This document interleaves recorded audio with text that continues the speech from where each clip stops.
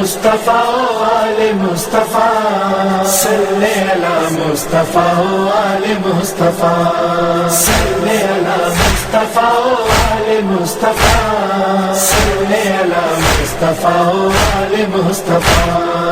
ان کی بدولت خدا کریم بچ گیا، صلی علی مصطفیٰ آل مصطفیٰ۔ اللہ کے حبیب ہے اور اسی طرح صابر تھے، مگر صابر لقب نہیں ہوا، یہ اوصاف سب تھے مگر ان میں سے کوئی لقب نہیں ہوا، مگر دو صفتیں ایسی نمایاں ہوئی کہ انہوں نے لقب کی حیثیت اختیار کر لی۔ وہ کون؟ ایک صادق اور ایک امین، کہ اب نام کے بجائے یہ الفاظ کہے جانے لگے۔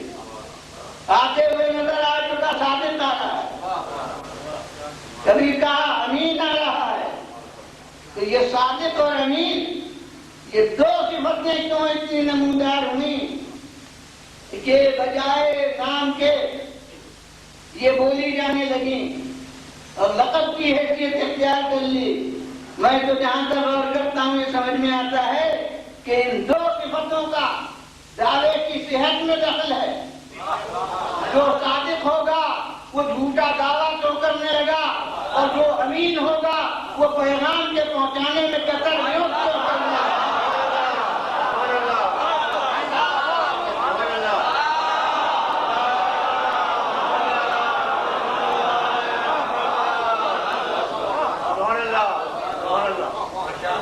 صادق کہنے کے معنی یہ ہے کہ جو دعویٰ آپ کریں وہ صحیح، امین کہنے کے معنی یہ ہے کہ جو پیغام آپ کے سپرد کیا جائے وہ بلا کم و کاست ہم تک پہنچے گا۔ تو دنیا صادق اور امین کہہ رہی، اور اسی 40 برس کے کردار کی طاقت پر اسی کا حوالہ دیتے ہوئے آپ نے پہلی تبلیغ کی ہے۔ مسلمہ تاریخی بات ہے کہ جب مبعوث رسالت ہوئے تو اس کے بعد 3 برس گھر کے اندر بات رکھی، بقیہ 3 سنین مستخفیاً، 3 برس تک معمول رہے، اخفا پر کے گھر کے اندر سے بات باہر نہ جائے۔ 3 برس کے بعد وہ آئے دوسری وانذر عشیرتک الاقربین، اپنے قریبی رشتہ داروں کو پیغام پہنچائیے، جس کے لیے وہ دعوت عشیرہ ہوئی۔ اس کی تفصیل اس وقت عرض نہیں کرنا۔ اس کے بعد آئے دوسری فافزع بما تؤمر، بس اب اعلانیہ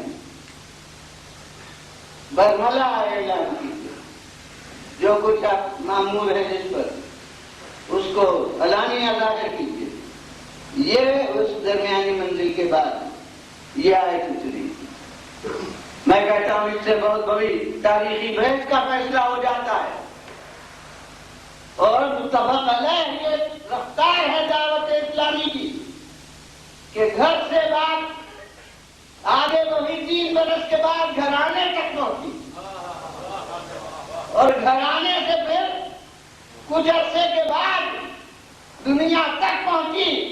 تو میں کہتا ہوں کہ اب صادق الایمان کو کہاں تلاش کیجیے گا، گھر میں یا دنیا میں؟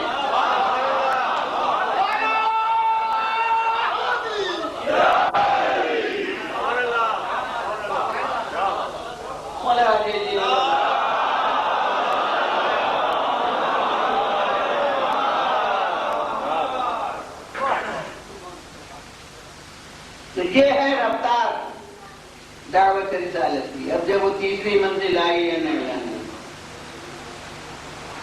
تو اس کی کیفیت یہ ہے کہ حضرت کوہ صفا پر تشریف لے گئے۔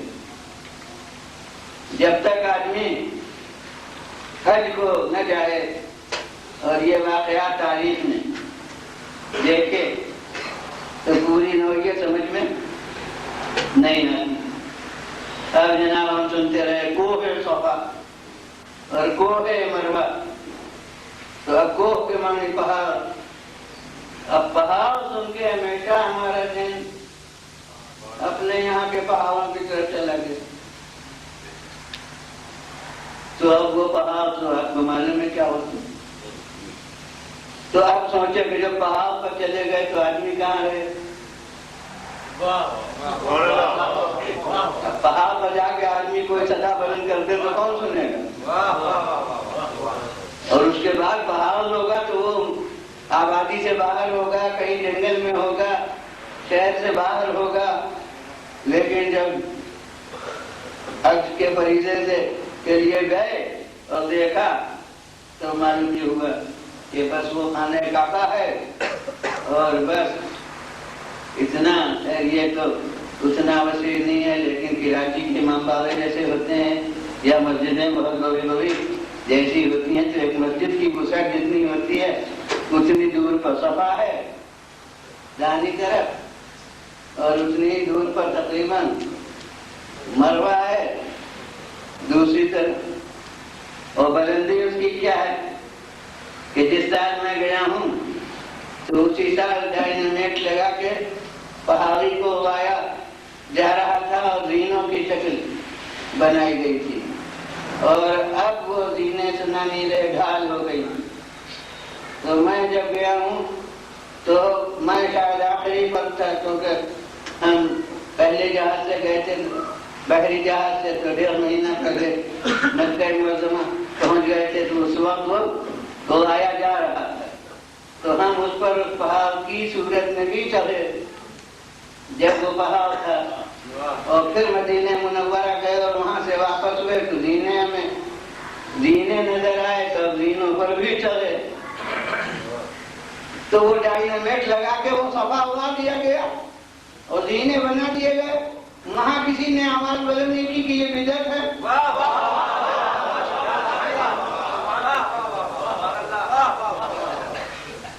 وہ جو کچھ کریں وہ کچھ بدعت نہیں ہوتا. وہ جناب صفا غائب ہو گیا اور زینے ہو گئے اور زینے مل گئے اور وہ ڈھال ہو گئی. یہ سب تبدیلیاں کرتے رہیے، کوئی بدعت نہیں. اور اگر ذرا سیرت النبی کے جلسے میں روشنی زیادہ ہو گئی، روشنی کے خلقوں لگ گئے تو بدعت ہو گئی. تو یہ تو اپنا خود ساختہ ایک معیار بدعت ہے، جسے چاہا وہ بدعت نہیں.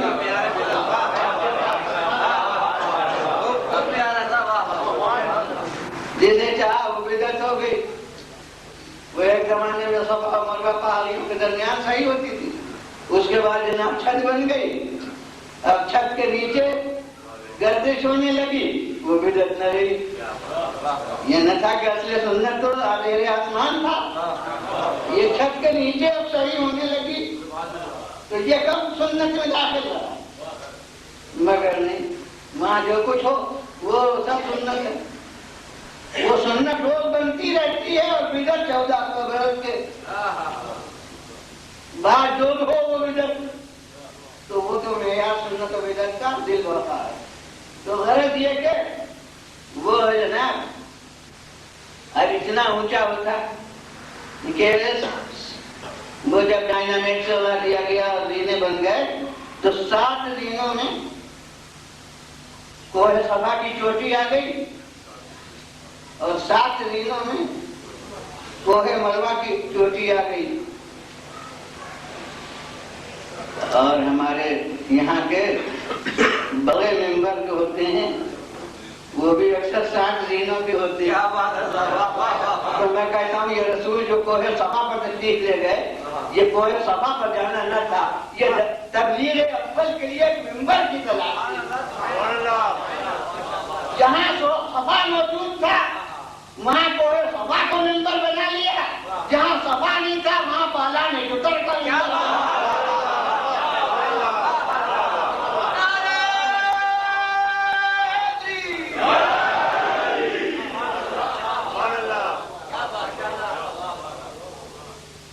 کوہ صفا پر تشریف لے گئے اور ارشاد فرمایا اب حد نظر کے سامنے जितना मजमा, अब तो इमारतें बन गई हैं और फाटक लग गए हैं और दीवारें ऊंची ऊंची हो गई हैं।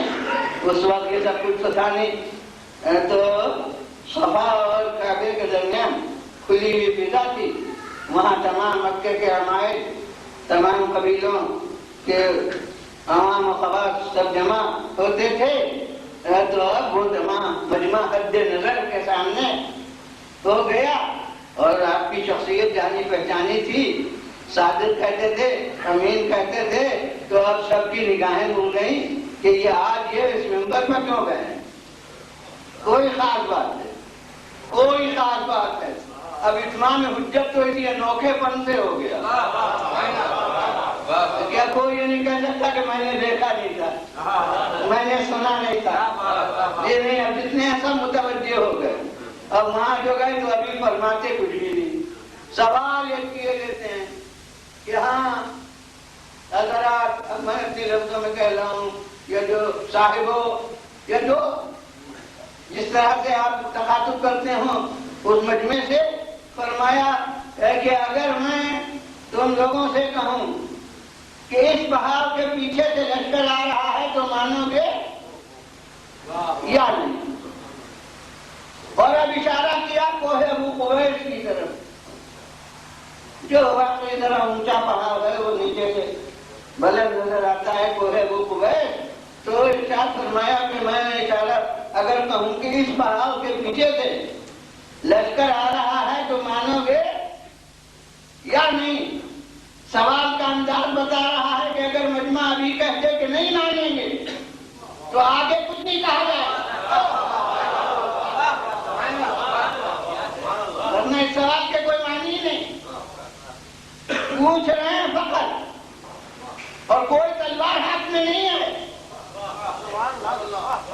बिल्कुल इख्तियारी तौर पर पूरे मजमे से इस्तिस्वाब है कि बताओ अगर मैं तुमसे कहूं कि इस पहाड़ के पीछे से लश्कर आ रहा है तो मानोगे या नहीं। और अब एक पहलू पर और कर लीजिए कि ये फरमाया है कि मैं कहूंगा कि इस पहाड़ के पीछे से लश्कर आ रहा है, ये नहीं कहूंगा कि सामने से आ रहा है, पूछ के देख लो कि आ भी रहा है या नहीं आ रहा है। इसके माने ये है कि पहले ही सवाल जो है वो ये है कि अपने नफ्स में तोल लो, अपने दिल की गहराइयों में देख लो कि मेरे कहने से गैर के मानने के लिए तैयार हो।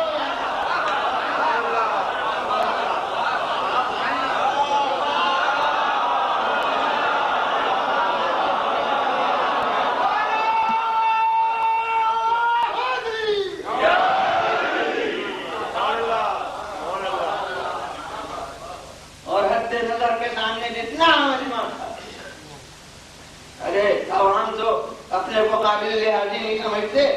जो जरा लीडर किस्म के होते हैं वही ऐसे मौके पर जवाब देने के लिए खड़े होते हैं।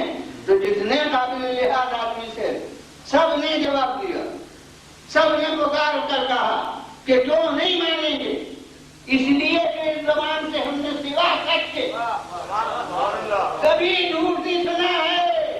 अब आपने 40 बरस की अहमियत देखी।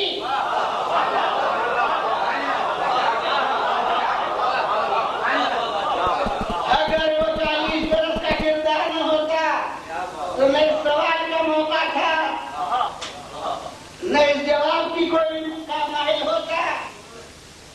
तो फिर वो जमात याद आ गई बशरियत वाली। तो वो मैंने कहा कि बशर मानना तो लाजिम है, लेकिन ये कि याद रखिए कि ये 40 बरस की उम्र में है, जब आधी उम्र से ज्यादा गुजर चुकी है। इसके बाद तो उम्र रिसालत के 23 बरस है, तो पूरे 23 बरस की रिसालत की इमारत इस 40 बरस की बशरियत पर हुई हुई है।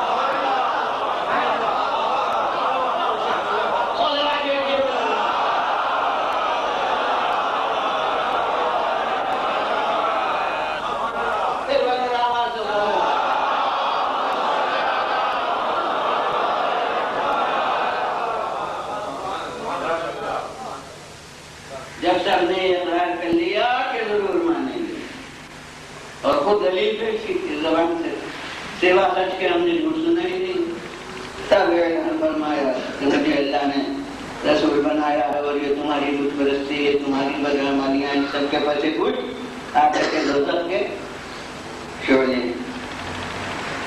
اب ابھی تو کہا تھا کہ ہم ضرور مانیں گے، لیکن اب یہ پیغام یاد رکھنا چاہیے، دنیا میں انقلاب پیدا کرنا آسان ہے اور خود اپنے میں انقلاب پیدا کرنا بڑی مشکل بات ہے۔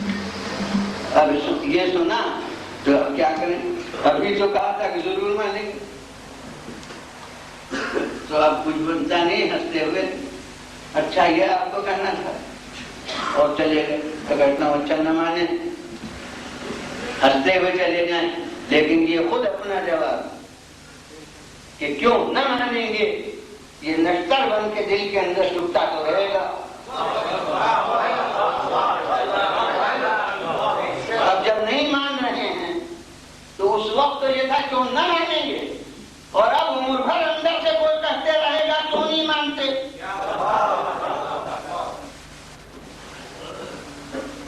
اب جب نہیں مان رہے ہیں، کچھ دیر میں مانا، کچھ نے نہیں مانا، کچھ نے پھر زبان سے مانا، دل سے نہیں مانا، وہ سب سے گئے تھے، آخر میں تقریباً سبھی نے مان لیا۔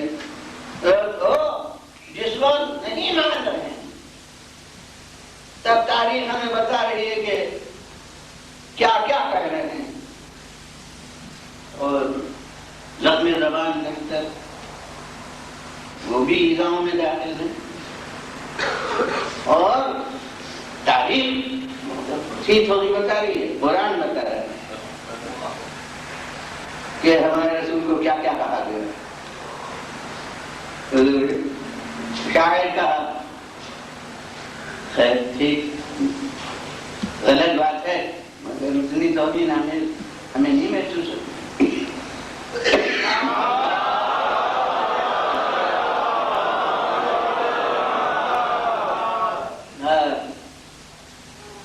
کاہن کہا، یہ بھی اسی شاعر کی قسم ہے، وہ نثر میں قافیہ پیمائی کرتے تھے کاہن لوگ، تو کاہن کا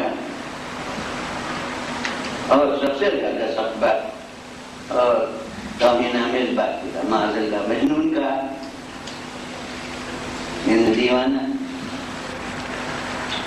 اب ایک پہلو کی طرف ہر ایک کو متوجہ کروں گا کہ یہ سب وہ کہہ رہے تھے اور پیغمبر خدا صلی اللہ علیہ وسلم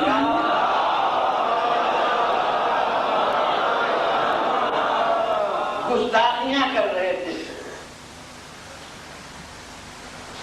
وہ کمبخت کہنے والے ہمیں نہیں معلوم کہ کون کون سے، کچھ تاریخوں میں نام ہے مگر سب کہاں معلوم ہے کس نے وہ کہا، کس نے یہ کہا۔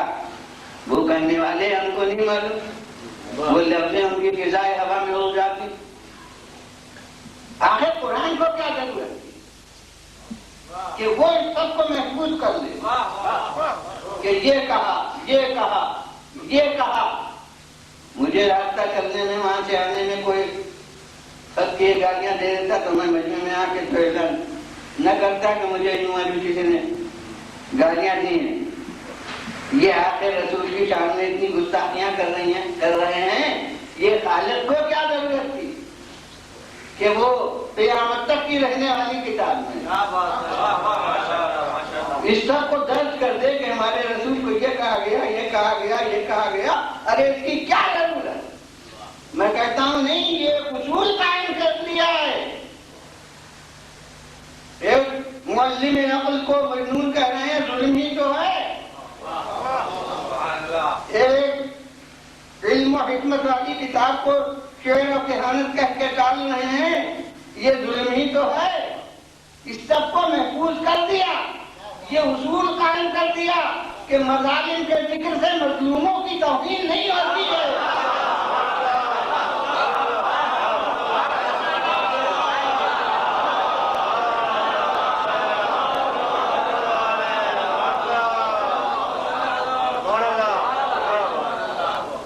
بہت سے لوگ اسی تذکرہ مظالم پر یہ کہہ کے جمع بندی کرنا چاہتے ہیں، اتنی بڑی توہین ہے نظر آتی کہ ان کے لیے یہ ایسی باتیں بیان کی جائیں۔ میں کہتا ہوں کہ جو مظالم ہوں ان کا ذکر، مظلوموں کی توہین نہیں ہوتا۔ ظالموں کے دامن اخلاق کو تاردار کرتا ہے، اسی لیے ان کے ہوا کا چھپانا چاہتے ہیں۔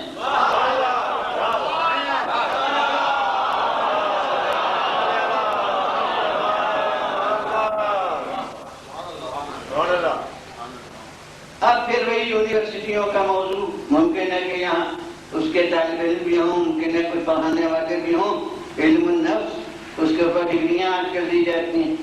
تو علم النفس میں ایک اصول ہم سے یہ بتایا گیا، یہ کہا جاتا ہے کہ جو غلط چیز ہوتی ہے اس کا بھی پس منظر ذہن میں کوئی صحیح ہوتا ہے۔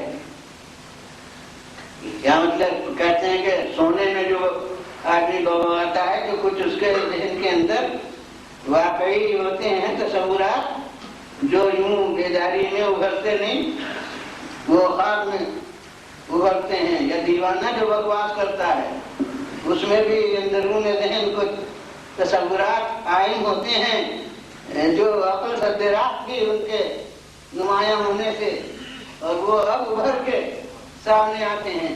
تو میں کہتا ہوں یہ سب جو غلط باتیں وہ کہہ رہے ہیں، شاعر کہہ رہے ہیں، اور معاذ اللہ سب سے زیادہ سب دیوانہ کہہ رہے ہیں، یہ سب کہنے کی ضرورت کیا ہے؟ یہ کیوں کہہ رہے ہیں؟ تو میری تو سمجھ میں یہ آتا ہے کہ اتنا سچا کہہ چکے ہیں کہ جھوٹا کہتے ہیں۔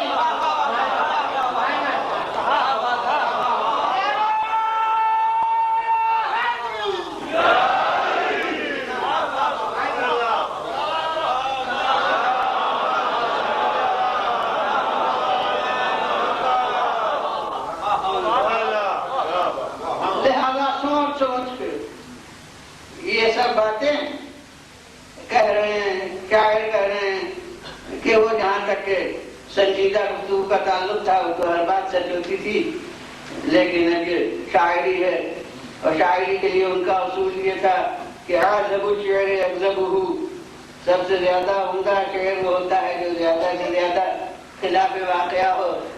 تو وہ یعنی شاعری کر رہے ہیں، یوں کہہ رہے تھے گویا کہ یہ جہاں تک کہ وہ سنجیدگی کا تعلق ہے وہ تو سچی بولا کیے۔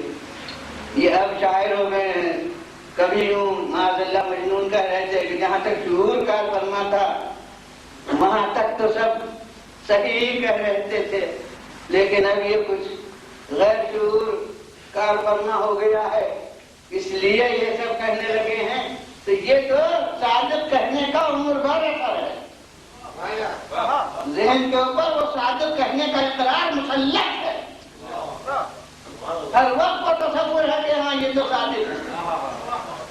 اور جو امین کہہ رہے تھے اس کا تو درایتی ثبوت قطعی تاریخ سے موجود ہے کہ بیسط کے 13 برس کے بعد ہجرت ہوئی ہے، اور پیغمبر خدا صلی اللہ علیہ وسلم کے بعد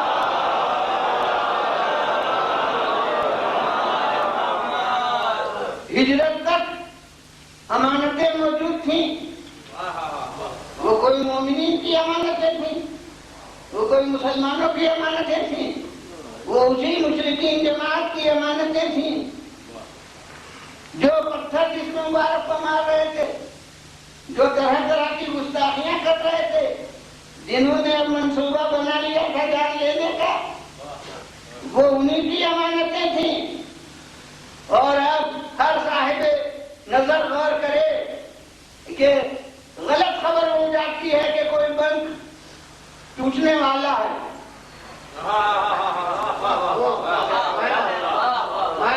تو لوگ یوش کر دیتے ہیں کہ صاحب ہمارا روپیہ، ہماری امانت وہ دے دیجیے، وہ بیچارہ بند نہیں ٹوٹنے والا ہے تو ٹوٹ جاتا ہے۔ تو دار الندوہ میں مجلس شورا مرتب ہوئی تھی، اس دن اس کا ذکر کر چکا ہوں کہ وہاں منصوبہ بنا کتنے ہی صیغہ اعراض میں رکھا گیا ہو، لیکن خود کفار و مشرکین کی جماعت سے تو وہ صیغہ اعراض میں نہیں رہ سکتا تھا، تو کوئی غلط سے غلط روایت ہوتی کہ اس دن کے فیصلے کے بعد سے اس کانفرنس کے لوگ آتے رسول کے پاس کہتے جناب ہمیں ضرورت ہے ہماری امانت واپس کر دیجئے، وہ آپ سے کہیے ہمیں کام ہے وہ ہماری امانت دے دیجئے، بتاتے کچھ نہیں لیکن اپنی امانتیں روز آ کے واپس لے جاتے۔ تو شب ہجرت تک رسول کے پاس امانتیں ان کی کیوں رہتی؟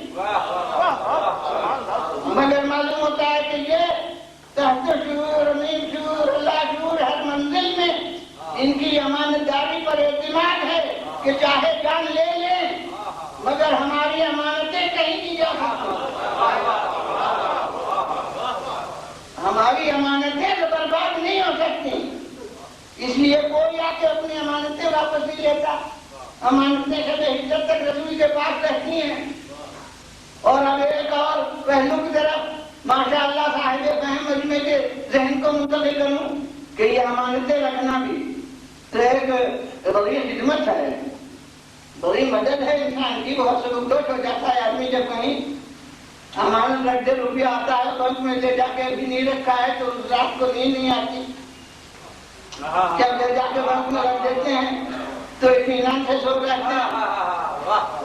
تو یہ رسول کے پاس امانتیں رکھ رہے ہیں اور مشرکین کی امانتیں یہ رکھ رہے ہیں، تو کوئی کہے کہ چونکہ یہ امانتیں رکھ رہے ہیں تو تعلقات بڑے خوشگوار ہیں، کوئی شکایت رسول کو ان سے نہیں ہے، کوئی تکلیف انہوں نے نہیں پہنچائی ہے، ورنہ ان کی امانتیں ان کے پاس کیوں ہوتی؟ تو جناب یہ امانتیں رکھ کے مدد کر رہے ہیں ان کی، اور کوئی نہیں کہتا کہ سب تعلقات خوشگوار ہیں۔ تو اگر 25 برس تک کوئی مدد کر رہا ہے، مسئلے حل کر دیتا ہے، صحیح مشورے دے دیتا ہے، تو یہ نہ کہیے کہ تعلقات بڑے خوشگوار ہیں۔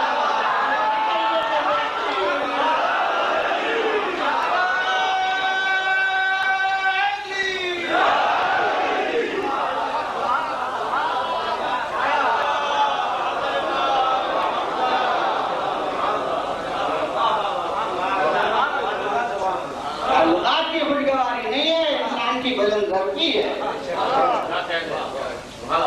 کہ وہ فیض عام میں سوال دوست و دشمن کا نہ کرے، یہ نہ دیکھے کہ یہ کون جماعت، یہ نہیں کہتے کہ تم تو ہمیں پتھر مار رہے ہو ہم تمہاری امانت رکھیں، تو وہ کیوں کہتے کہ تم تو ہمارے منصب کے منکر ہو پھر ہم تمہیں مسئلہ کیوں بتائیں؟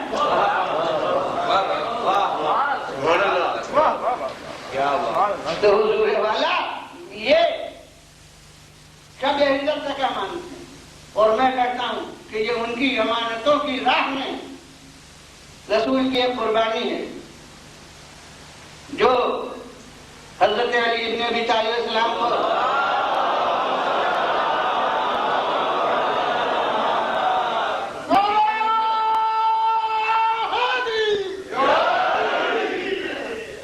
مدینے میں چھوڑ رہے ہیں اور امانتیں ان کی سپرد کر رہے ہیں، اور فرماتے ہیں کہ یا علی مدینہ مکہ چھوڑنا نہیں جب تک کہ امانتیں واپس نہ کر دینا۔ رسول نے تو امانتوں کے چھوڑنے کے لیے، امانتوں کے پہنچانے کے لیے ہی مکے میں چھوڑا تھا، اب وہ پھر وقت اللہ نے ایک اور کام لے لیا کہ یہ کہہ دیا کہ اب یہ ہے تو بہتر کو سوئیں تاکہ آپ کے جانے کا پردہ رہ جائے۔ رسول نے جو چھوڑا ہے وہ امانتوں کے لیے، امانتوں کی حفاظت کے لیے، خالق نے بستر پہ بچھایا ہے رسول کی حفاظت۔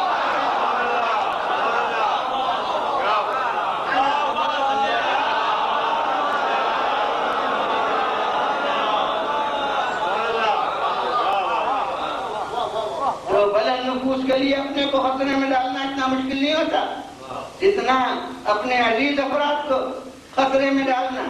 یہ خود جا رہے ہیں اور امانتیں ان کے سپرد کر رہے ہیں کہ مکے میں تم رہو، اور یہ امانتیں واپس کر لینا یہ کیوں ہے؟ یہ راہ اخلاق میں قربانی ہے کہ جاؤں تو ان کی امانتیں ایسے محفوظ ہاتھوں میں دے جاؤں کہ مشرکین بھی یہ نہ کہہ سکیں کہ آپ نے ہماری امانتیں غیر محفوظ ہاتھوں میں دے دی، یعنی ایسے کو دے جاؤں کہ جتنا مجھ پر اعتماد ہے اتنا ہی اس پر اعتماد ہو۔ بس اب بحمدللہ جتنا بیان مسجد میں ہونا چاہیے وہ ہو گیا ہے، اور اب آگے بڑھوں گا، لیکن ایک جملہ کہہ کے کہ ہر مسلمان، ہر مکتب خیال کا مسلمان، ہر نقطۂ نظر کا مسلمان غور کرے کہ جو ایسا امین ہو کہ مشرکین کی امانتیں بغیر محفوظ ہاتھوں میں دیے ہوئے شہر نہ چھوڑے. وہ اللہ کی امانتیں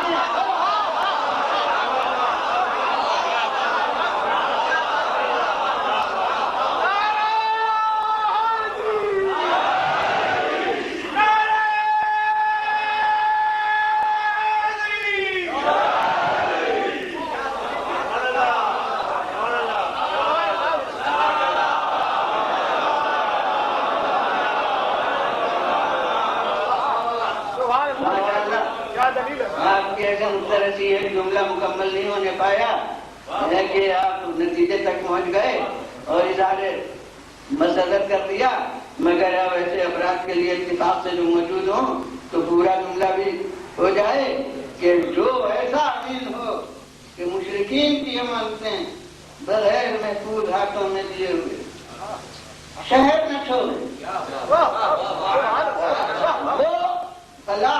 اللہ کی امانتیں بغیر محفوظ ہاتھوں میں دیے ہوئے دنیا چھوڑ دے گا.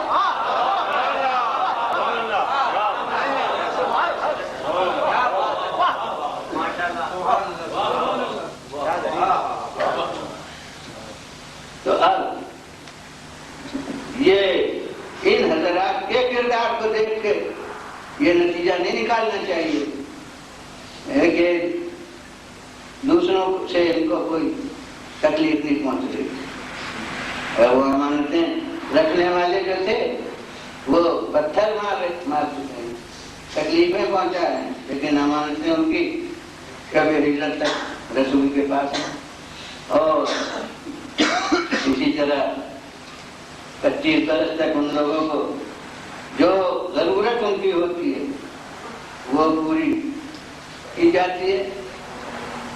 اگر مسئلہ پوچھا جاتا ہے تو مسئلے کا جواب دے دیا جاتا ہے، مشورہ لیا جاتا ہے، تو جو صحیح رائے ہے وہ دے دی جاتی ہے، بلکہ پانی بند کیا جاتا ہے تو خود پانی بھجواتے ہیں اور شہزادوں کے ہاتھ پانی بھجواتے ہیں کہ پیاسا نہیں رہنا چاہیے. یہ غلط ہے، محاصرہ ہے تو پانی بھی بند کرتی ہے، پانی ضرور بھیجنا چاہیے. تو یہ تعلقات کی خوشگواری نہیں ہے، یہ غلط نفوذ کی غلط یہ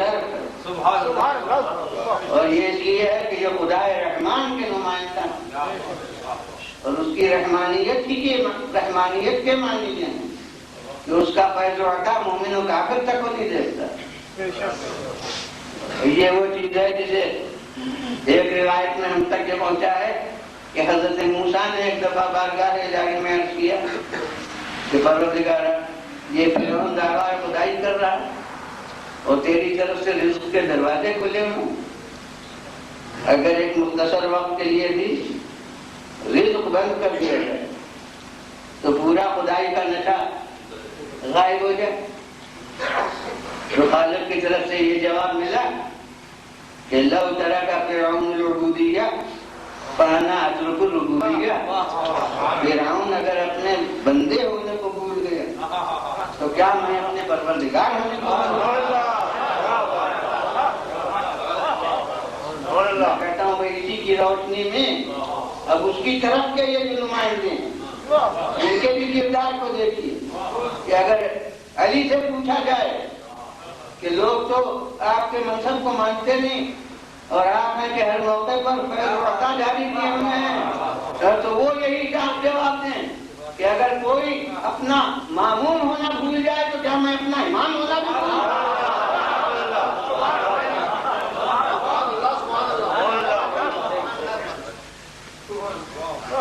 اور اب انہیں رسول کے ورثہ دار اور انہیں علی کے فرزند اور ان کے قائم مقام حضرت امام حسین علیہ السلام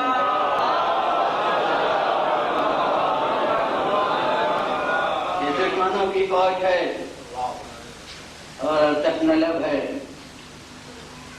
پیاسی ہے، اور یہ چیز سامنے نہیں آتی ہے. لوگ بس یہی کہتے ہیں کہ ہاں پیاسے لوگ تھے تو لگے ان کی پیاس، اور یہ جانتے ہیں کہ ہاں وہ سچے راہ ہونے کے لیے آئے. مگر میں آپ کو توجہ دلاؤں گا کہ آپ کی اور ہمدردیوں سے، آپ کی تو ہمدردی یقیناً سے اس کے بعد چل ہو جائے گی کہ یہ وہ پیاس ان پر غالب کیوں کر ہوئی تھی. پیاس غالب کیوں ہوئی تھی کہ وہ سامنے آ کے نظر آئے. حضرت امام حسین علیہ السلام، اب کو پورا واقعہ اس وقت نہیں کرنا ہے کہ بہرحال ایک پہاڑی تھی کہ ادھر متوجہ ہو جائیں اور پہنچ جائیں تو پھر وہ گھیر نہیں سکیں گے. ایک طرف پہاڑ ہوں گے، پہاڑی ہوگی اور ان کی طرف خیمے نصب ہو جائیں گے اور دشمن کا مقابلہ ایک ہی طرف سے ہوگا. اس لیے آپ اس پہاڑی کی طرف، جو حسن اس پہاڑی کا نام تھا، اس کی طرف متوجہ ہوئے. وہ یہاں کے جغرافیہ سے واقف تھے، فن جنگ سے واقف تھے. وہ سمجھے کہ یہ ادھر مڑنا اس مقصد سے ہے، تو اب ان کی کوشش یہ ہو گئی کہ ہم پہلے پہنچ جائیں، اور ہم جب پہنچ جائیں تو اس کے معنی یہ ہے کہ یہ محفوظ نہیں رہیں گے، ہم چاروں طرف سے گھیر سکیں گے. اس تک و دور میں وہ انہوں نے رفتار تیز کی، مگر آپ قریب تھے پہاڑی سے، ان کی صحیح کوشش ناکام ہوئی اور آپ پہلے پہنچ گئے اور آپ نے خیمے نصب کر دیے اور تیار ہو کے تمام اصحاب کھڑے ہو گئے، تب وہ پہنچے. تو اب آپ یہ دیکھیے کہ یہ پیاس ان کی ظالمانہ راہ میں تقاضا سے ہوئی ہے، کیونکہ انہوں نے یہ کوشش کی کہ ہم پہلے پہنچ جائیں اور ان کو چاروں طرف سے گھیر لیں. اس وجہ سے پیاس غالب ہوئی ہے. اور اب پیاس کا عالم یہ ہے کہ گھوڑوں تک کی زبانیں دہنوں سے نکلی ہوئی ہیں. اب اگر کوئی اصول جنگ پر عامل پر ہوتی تو یاد رکھیے کہ دشمنوں کی اس کمزوری کو اپنی خوش نصیبی سمجھتی کہ ان کم وقتوں پر یہ پیاس غالب ہو گئی. مگر یہ وہ ہوتا جو کوئی جنگجو قائد ہوتا اور جو رحمت للعالمین کا وارث ہے. اس نے تو بس یہ دیکھا کہ وہ دشمن صحیح، وہ کسی غلط وجہ سے صحیح، مگر اتنی مخلوق خدا ہے اور وہ تشنلب ہے اور یہ کھوے کی علاقے مخلوق ہیں اور یہ پیاسے ہیں. اب ہر شخص محسوس کر سکتا ہے کہ وہ پانی جو 1000 راکب و مرکب کو سیراب کر سکا، وہ اگر بچایا جاتا تو کتنے عرصے تک رہتا. اس کے معنی یہ ہیں کہ اپنا پورا مستقبل ہے جو دشمن کے حال پر قربان کیا جا رہا. اور یقیناً اصحاب حسین اتنے وفادار تھے کہ مولا کا حکم ان کے لیے کافی، مگر آپ نے زبان سے حکم پر اکتفا نہیں فرمائی. زبان سے بھی حکم دیا، الفاظ نے تاریخ کے عشق القوم ورشف الخیل ترتیبا. ارے دیکھتے کیا ہو، ان سب کو پانی پلاؤ اور گھوڑوں کو بھی ایسا پانی پلاؤ جو پانی پلانے کا حق ہے. یہ جو میں نے آخر میں ترجمہ کیا ہے کہ جو پانی پلانے کا حق ہے، یہ ترشیفہ جو آخر میں ہے، عربی قواعد کے لحاظ سے اس کو مفعول مطلق کہتے ہیں اور اس کا آپ وہاں خوب سنا کرتے ہیں مجالس میں، یطہرکم تطہیرا. آپ کو اہل بیت پاک رکھے جو پاک رکھنے کا حق ہے.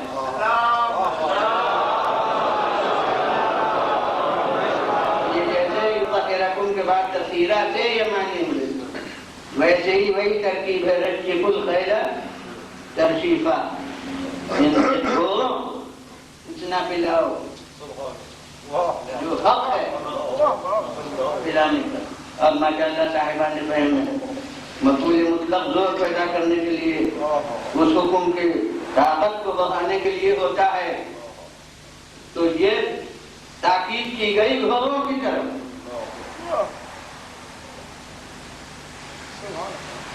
اب یہ ذرا سی باریک بات ہے معنی بیان سے متعلق ہے اور فن ادب سے ہے کہ فرد خفی پر زور دے دیا جائے تو فرد جلی اور نمایاں ہو جاتی ہے.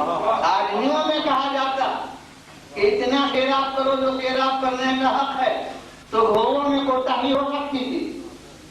لیکن جب گھوڑوں میں زور دے دیا کہ اتنا پلاؤ جو پلانے کا حق ہے تو اب آدمیوں کے پلانے میں کوتاہی نہیں ہو سکتی. تو وفادار افراد حسین کے ایسے تھے کہ کافی تھا ان کے لیے ارشاد حسین. اور یہاں تاریخ کی عجب جملہ ہے کہ قال لفتیانہ تبری کے الفاظ میں قال لفتیانہ اپنے جوانوں سے کہا. خدا کی قسم اس لفظ سے تو میرے سامنے علی اکبر کا نقشہ میرے سامنے عباس کا نقشہ اور محمد کا نقشہ. اس کا مطلب تو میں یہ سمجھا کہ کربلا میں ہمیں ایک سقہ معلوم ہے مگر آج تو حکم امام سے جتنے تھے سب سقہ بنے ہوئے تھے. علی اکبر کے دوست پر بھی مشق تھی, قاسم کے دوست پر بھی مشکیزہ اور عباس کے دوست پر بھی مشق تھی. سب پانی پلانے میں مصروف. بھلا ممکن کہاں تھا کہ کوتاہی ہوتی, مگر مولا خود کرسی بچھا کے بیٹھ گئے, اپنی آنکھوں کے سامنے پانی پلوا رہے ہیں کہ کمی نہ ہونے پائے, اور یہ طے کر کے بیٹھے کہ اگر ضرورت ہو تو میں خود بھی کھڑا ہو جاؤں. چنانچہ طبری کا راوی علی ابن طحان محاربی ناقل ہے کہ میں فوج سر میں سب سے پیچھے تھا اور سب سے زیادہ پیاسا تھا. اصحاب حسین دوسروں کے پانی پلانے میں مصروف تھے, میری طرف کوئی متوجہ نہیں ہو رہا تھا تو امام نے خود میری حالت دیکھی اور ارشاد فرمایا کہ شکر ہے آپ کا کھوا ہے, خود پانی کیوں نہیں پی لیتے ہو.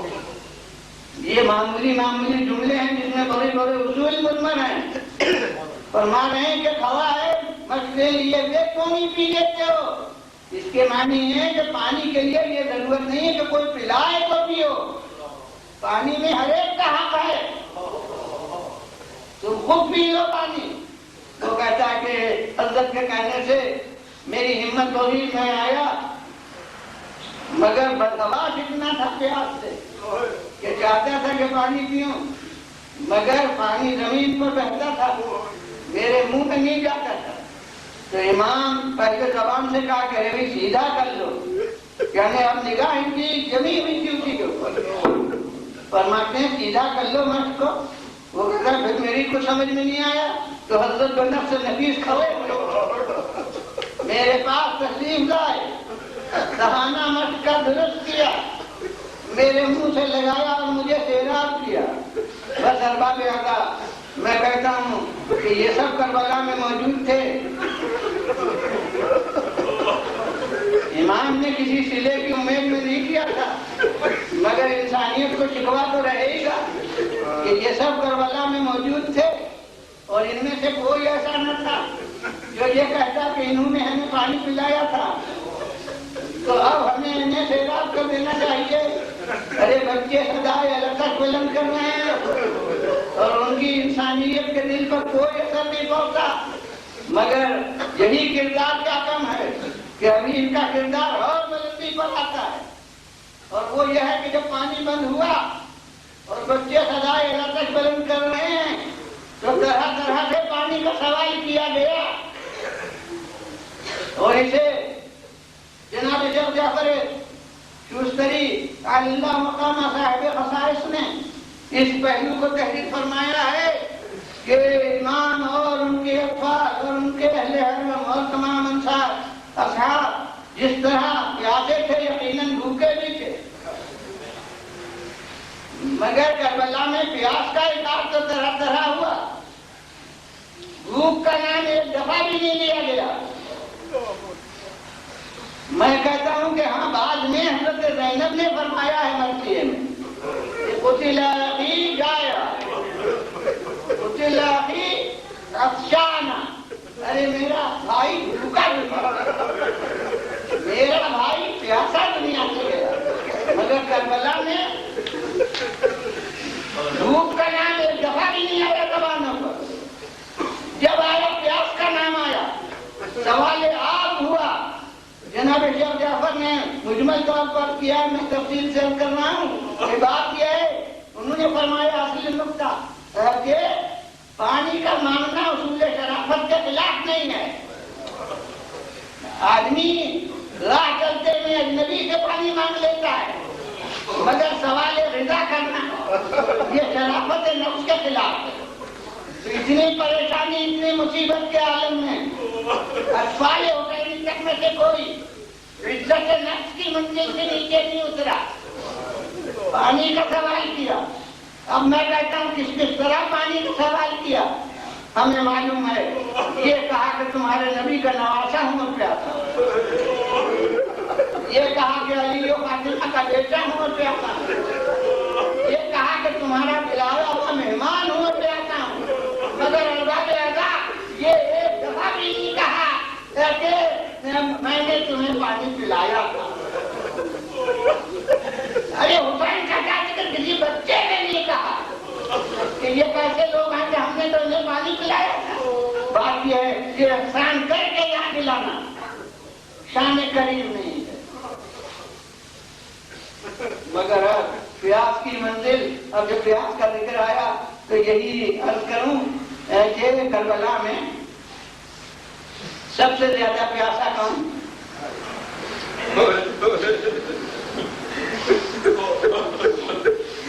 ترتیب شہداء کربلا میں ہمیشہ سے الگ رکھی گئی۔ رسول کا کردار یہ تھا کہ جب کوئی معرکہ ہوتا تھا تو عزیزوں کو آگے رکھتے تھے، اصحاب کو پیچھے رکھتے تھے۔ امیر المومنین نے اس بلا میں اس ارشاد فرمایا ہے، کردار کو بیان کیا ہے کہ رحتفل وحمیل وقیس جب جنگ شدید ہوتی تھی تو قدم اہل بیتی اپنے عزیزوں کو آگے رکھتے تھے، ووقع بہم اصحابہ حر الاسنہ، ان کو سپر بناتے تھے اپنے اصحاب۔ چنانچہ شواہد بتائیں کہ بدر میں دیکھو کہ چچا بھائی عبیدہ شہید ہوئے اور احد میں حمزہ شہید ہوئے، تو ہمیشہ عزیز آگے رکھے گئے۔ کربلا میں اس کا عکس ہوا کم، معاذ اللہ، تاریخ اسلام سے میں واقف ہوں، حسین معاذ اللہ واقف نہ تھے، وہ جن کے گھر کی چیز تھی۔ یہاں اصحاب آگے رکھے گئے، عزیز پیچھے رکھے گئے۔ ممکن ہے کسی ذاکر سے آپ نے سنا ہو کہ عزیزوں نے جانا چاہا ہو اور اصحاب نے قدموں پر سر رکھ دی ہو کہ ہم نہیں جانے دیں گے، مگر میرا مطالعہ جہاں تک ہے، یہ کہیں کسی روایت میں نہیں ہے، میرے نزدیک کربلا کے اقدامات تکلفات کے ماتحت نہیں ہو رہے تھے، مولا کی طرف سے نظام مقرر کیا گیا تھا کہ جب تک اصحاب میں سے ایک ہے عزیز کوئی نہ جائے۔ کیوں؟ بات یہ کہ ہر کہنے معلوم تھا کہ کچھ شہید ہوں گے، کچھ زندہ رہیں گے۔ وہاں اگر اصحاب آگے رکھے جاتے تو اس کے معنی ہے کہ غیروں کو کٹوانا ہے، اپنوں کو بچانا ہے، لہذا وہاں عزیز آگے رکھے جاتے۔ کربلا میں یہ تو طے شدہ تھا کہ ان میں سے زندہ رہنا کسی کو نہیں ہے، امکانات حیات تو جب عاشور کے خطبے سے ختم کیے جا چکے تھے، مگر کربلا کی صورت واقعہ یہ تھی کہ جو پہلے سر چلا گیا اس کی مسافت مصیبت مختصر ہو گئی، جو زیادہ دیر تک رہا اس کو شدت وقت کا مقابلہ زیادہ کرنا پڑا۔ ایک پیاسی ہے، ساتویں سے پانی بند اور عرب کے آفتاب کے ساتھ سیلاب ادج کا طوفان کی رفتار سے بہہ رہا ہے، تو اس لیے کربلا کے میدان میں جو پہلے چلا جائے اس کی پیاس جلدی ختم، جو زیادہ دیر تک رہے وہ زیادہ ٹیکنالوجی کے مسائل کو برداشت کرے۔ تو جیسے مولا نے تو یہ نظام فرماتے ہوئے یوں کہہ دیا، الفاظ میرے ہیں، حدیث نہیں ہے، کہ یوں جیسے کہا کہ اے علی اکبر تمہیں کیا حق ہے کہ تم کوثر پر جا کے تیرا ہو جاؤ اور میرا حبیب ابن مجاہد پیدا ہو۔ آپ ترتیب شہداء اس حکم کو دیکھیے کہ وہ 9 وارد ہے تو پہلے چلا جائے، یہ کہ جب دشمن فوج کا سردار ہو کے آیا تو پانی پلا دیا اور اب دوست ہو کے آیا کہ ایک جرعہ آگ نہیں کہ مہمان کی ضیافت ہو سکے، تو اگر پانی پلا نہیں سکتے تو پیاسا بھی کیوں رکھیں؟ لہذا ابھی آیا ہے تو ابھی جائے۔ خاص الخاص اصحاب جیسے حبیب بن مجاہد، زہیر بن قین وغیرہ ظہر تک رہیں، اور جب اصحاب میں سے کوئی نہ رہے، عزیزوں کی باری آئے تو بھی دور کے عزیز پہلے چلے جائیں، عباس بات کے لیے رہیں، علی اکبر بات کے لیے رہیں۔ اب آپ سمجھے کہ جو زیادہ وقت تک زندہ رہا وہ زیادہ پیاسا رہا۔ تو اب عصر تک کے مجاہدین میں کون ٹیکنالوجی زیادہ؟ ہمارا مولا۔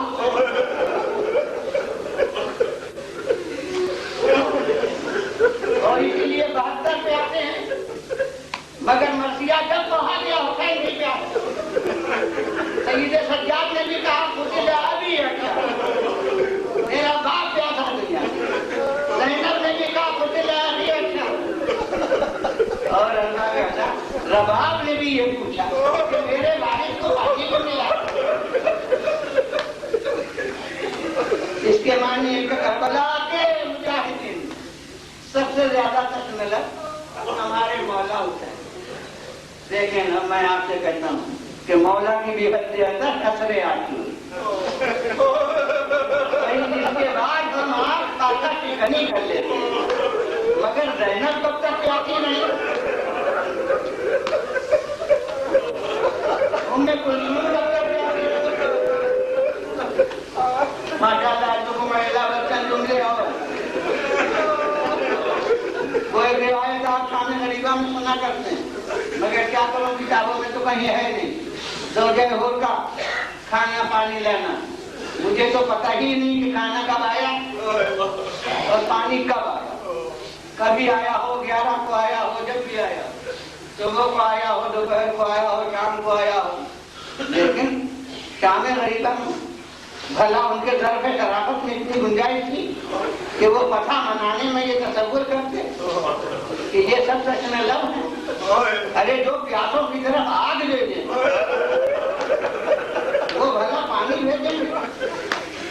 بس یہ آخری جملے یہ ہے بات کر رہا ہوں کہ میری جو سمجھ میں آیا ہے وہ تو یہ بس فرات پر جو پہرا تھا وہ عصر کے بعد اٹھ گیا، اس لیے کہ وہ شیر نہیں رہے جن کا ڈر تھا۔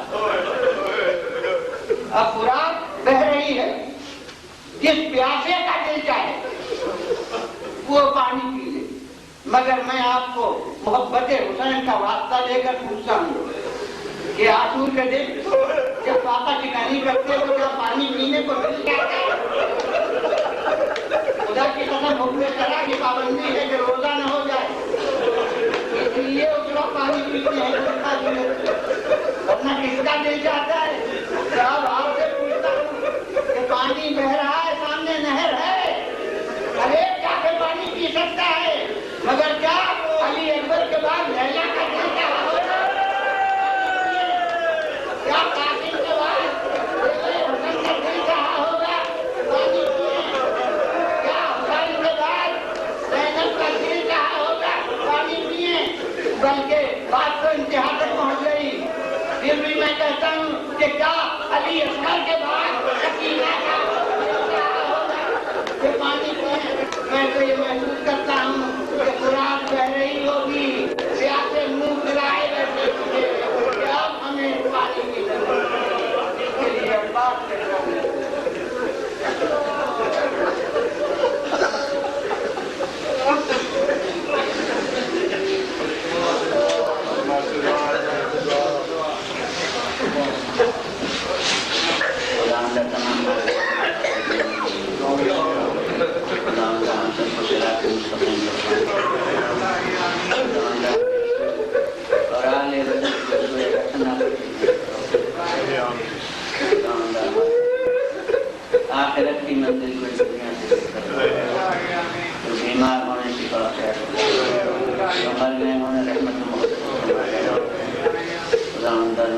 حق میں جہاد کرنے والوں کو پسند کرنا خدا اللہ اس ادائے خلیل قربانی میں جس طرح ہم سے قبول کرنا